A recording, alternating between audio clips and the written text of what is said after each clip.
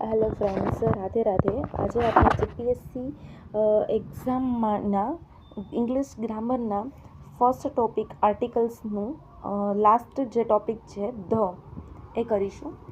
કાલે મેં તમને એ અને એનનું વિસ્તારથીને અભ્યાસ કરાવ્યો કે એ કઈ જગ્યાએ મુકાય છે આર્ટિકલ ને એન આર્ટિકલ કઈ જગ્યાએ મુકાય છે.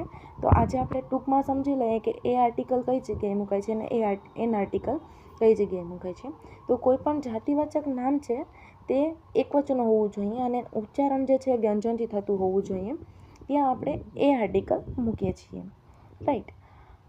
અને એન આર્ટિકલ ક્યાં મુકાય? તો કે કોઈ પણ જાતિવાચક નામ છે એ એકવચનથી થતું હોવું જોઈએ, એકવચન હોવું જોઈએ અને તેનું ઉચ્ચારણ છે એ સ્વરથી થતું હોવું જોઈએ. તો આપણે પ્રશ્ન એ થાય કે સ્વર અને વ્યંજન શું છે?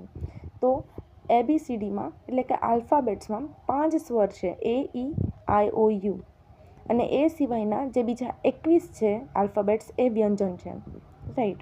એ આપણે કાલે વિસ્તારથીને સમજાવી દીધું મેં તમને. હવે આજે આપણે લાસ્ટ આર્ટિકલ્સ ભણીશું ધ. તો ધ કઈ જગ્યાએ વપરાય છે?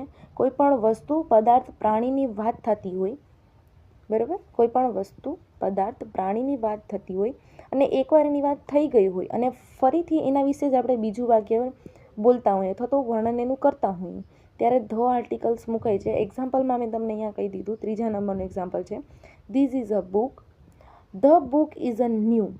હવે ધીસ ઇઝ અ બુક, આ બુક છે અને તે બુક નવી છે. તો બુકનું વર્ણન કર્યું, બરાબર. બુકના આગળ આપણે એ મૂક્યું છે આર્ટિકલ.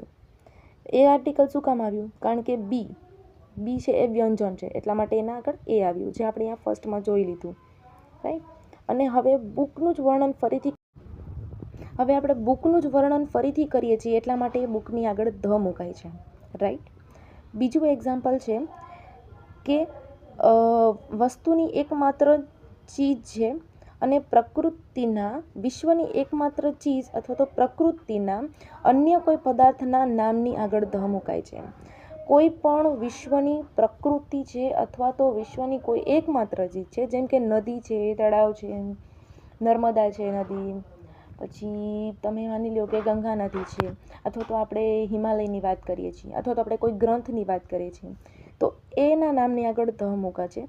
જેમ કે આપણે જોઈએ અહીંયા the sky is a blue, કે સ્કાય છે બ્લુ છે. સ્કાય વિશ્વમાં એક જ છે, સ્કાય પાછું બીજું નથી, એટલે એના નામની આગળ ધ મુકાય છે. The earth is a round, ધરતી છે એ ગોળ છે, ધરતી એક જ છે, એના જેવી બીજી એક ધરતી છે નહીં, એટલા માટે એના નામની આગળ ધ મુકાય છે, રાઈટ. તો આ થઈ ગયું આપણું આર્ટિકલ્સ. ત્યાર પછીનું બીજું જે છે ગ્રામરનું, જીપીએસસીના ગ્રામરમાં પ્રોનાઉન્સ, એ આપણે નેક્સ્ટ વિડીયોમાં સમજીશું. Okay, thank you. Radhe Radhe, જય શ્રી કૃષ્ણ.